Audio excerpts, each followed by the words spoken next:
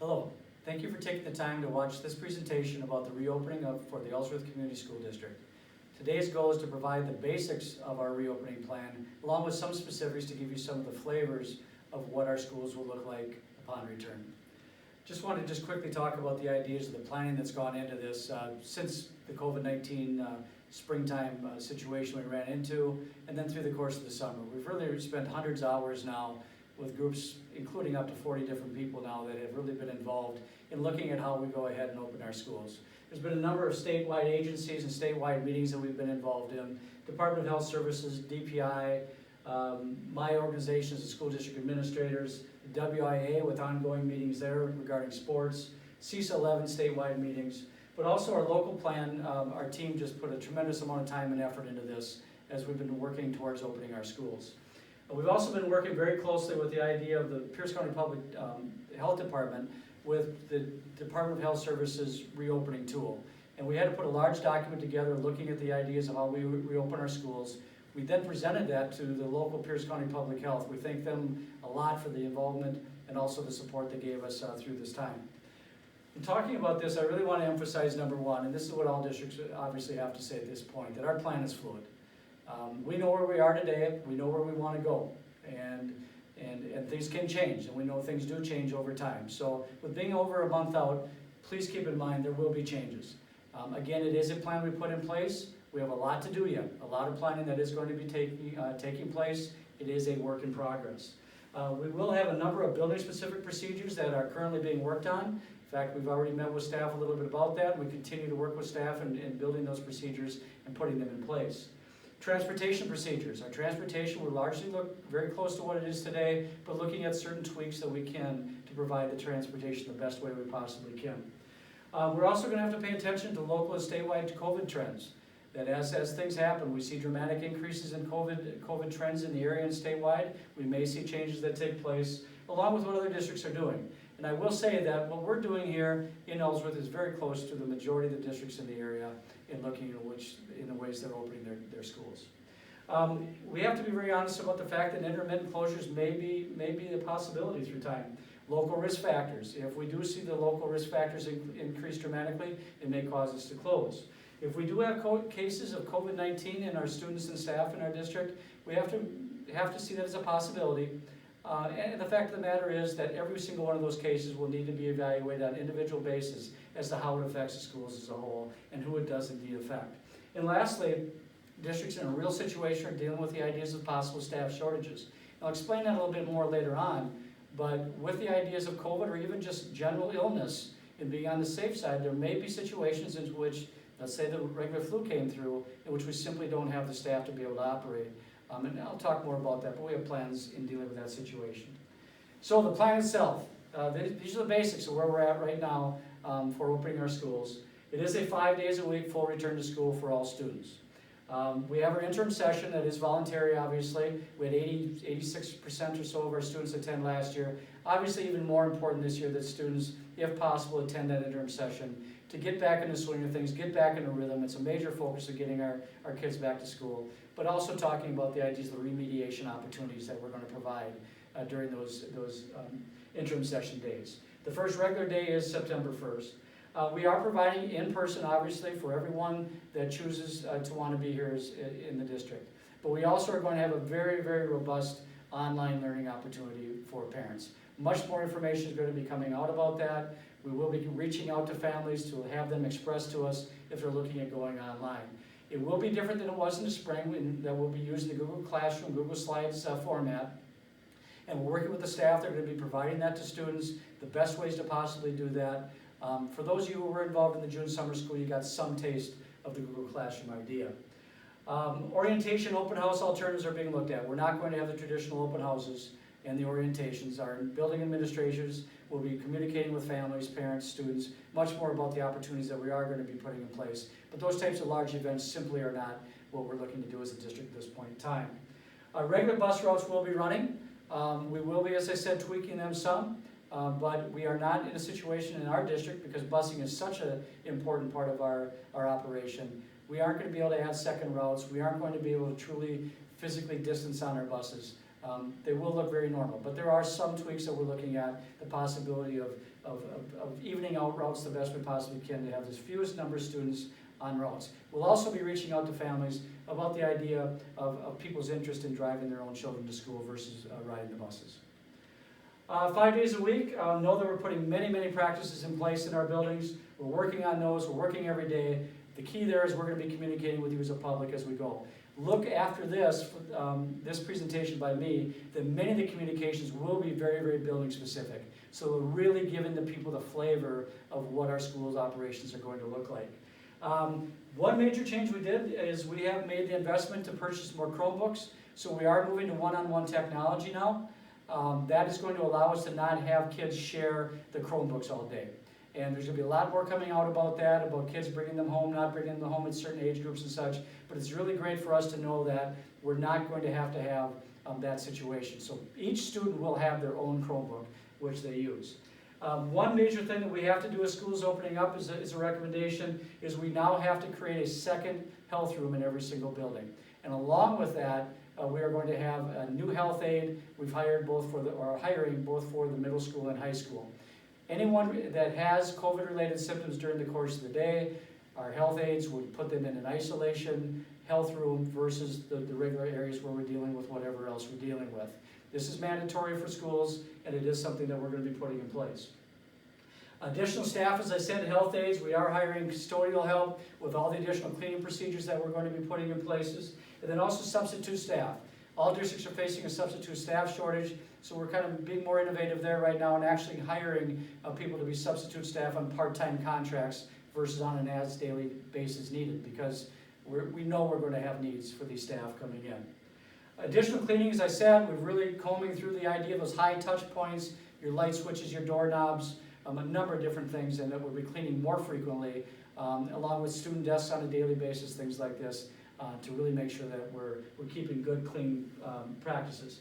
The sanitizing stations, if you come into our buildings, which most people won't be able to, the sanitizing stations are everywhere in our buildings now. We've mounted them everywhere to make sure that we have sanitization opportunities out there. And at the younger ages, we'll be putting actual hand cleaning breaks, routines in place as we go on.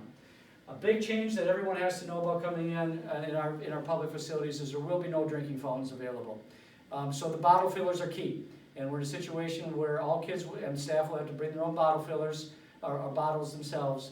We'll be using these bottle fillers. In fact, we're adding bottle fillers more and more to the middle school. We're great at the elementary, we're adding at the high school, we're adding at the middle school, so we know we have plenty of opportunities at that point. Co-curricular activities, we're looking at the ideas, who knows? We may be canceling in different situations, they may be amended, possibly the idea of having the event but a lower population of people who can attend the events, or postponed. This is something that's an ongoing thing that is, I guess, evolving at this point in time. I know the WIA is meeting right now about options for fall sports. We're doing everything we can possibly do to keep the co-curricular activities happening, but it is being reviewed at this point in time. And again, we'll have to look at the situations as we move ahead. Cohorting of students. This is the main philosophy everyone has to understand. We're cohorting students everywhere we possibly can. In other words, we're limiting their contacts with other students. And so if you think about it at the elementary level, the easiest way is kids will be on the bus, they'll go into their classrooms, and they'll largely be cohorted with that classroom throughout the course of the day at the elementary level. This reduces their contacts. And therefore, if we're in a situation where someone does test positive for COVID-19, we can limit the number of people we have to go through the contact tracing, and possibly limit less and less people having to be quarantined out of school for a period of time. So this whole idea of cohorting, how it's done at the elementary, middle school, and high school is very important. And it's going to be very building specific. A tremendous amount more information is going to be coming out about that. But examples, buses. Definitely assigned seats on our buses. Siblings will be sitting together. This is a key thing on our buses because we know they are going to be cramped. Exiting and entering the buildings, how do we keep that physical distancing? Breakfast, lunch, and recess practices, keeping that. They will look very different. I will tell you our plan at the elementary levels, the elementary students will eat in their classrooms. Example at the high school, it'll be very small, much smaller groups entering into the lunchroom with larger numbers of rotations of students coming through. Passing times will be staggered, so we don't have the hallways crowded all the time.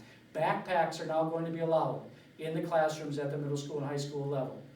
So those students will not need to be at their lockers as much. They can bring their goods to the classrooms and they can use them there. We're also, at this time, spreading out the lockers. We have excessive lockers at the middle school and high school, trying to stagger where students are to reduce the crowding in those areas also. Classroom activities will change to an extent. We, again, keeping those close contacts as small as we possibly can to make it so students, the likelihood of having to quarantine students is less and less and less, the better we do it. Unfortunately, there's been great programs with volunteers and visitors in our buildings, but we're just not going to be able to be there at this point in time. All this may evolve, but we're simply going to be a situation where it's going to be the student and staff in our buildings. Outside of that, it's during the school day, it's just not going to be available.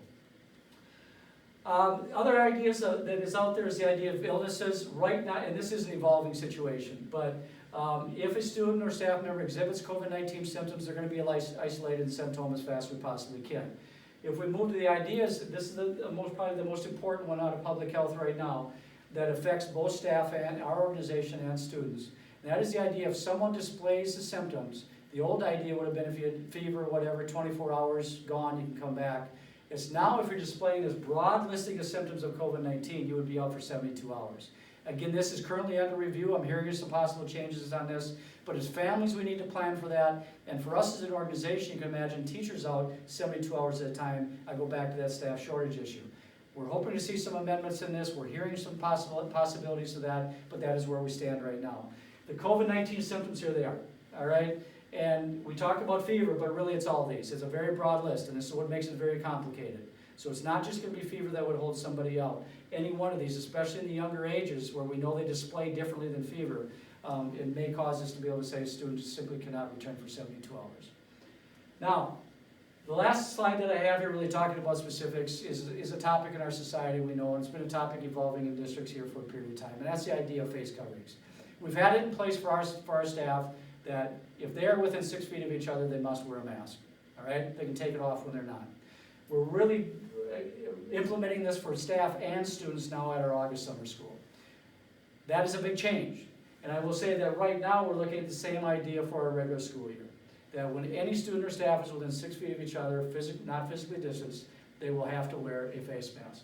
Now, I want to really hammer at some things here to make this very clear to people, because I think this is a big point. We're going to monitor the operation under summer school. How does it work with our elementary age students? I'm hearing good reports from other districts that are doing it, but we're going to monitor that. Secondly, going down to the bottom, we're going to create new spaces. We're looking at what spaces we can utilize throughout our different buildings to give kids breaks away from masks.